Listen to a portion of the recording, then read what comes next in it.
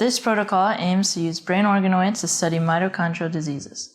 It was developed for generating reproducible brain organoids and the assessment of their mitochondrial properties. This method does not require expensive bioreactors and time-consuming embedding procedures. Therefore, it is easy to implement and upscale. This protocol makes it possible to generate reproducible brain organoids and to test their mitochondrial properties.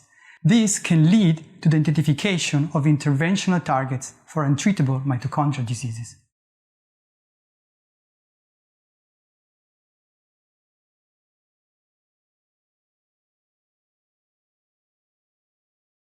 To begin, culture human iPSCs under feeder-free conditions in iPSC medium on coated 6-well plates and keep them in a humidified tissue culture incubator at 37 degrees Celsius and 5% carbon dioxide.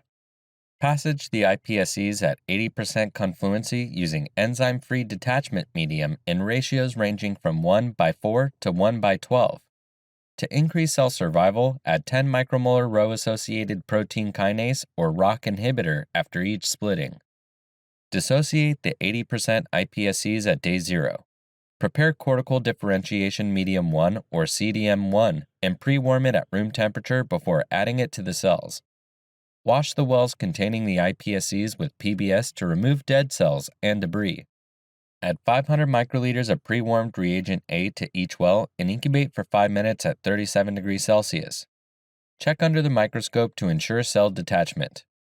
Add 1 milliliter of iPSC medium to dilute reagent A to neutralize its activity. Use a 1000 microliter pipette to dissociate the cells by pipetting up and down and transfer the cell suspension to a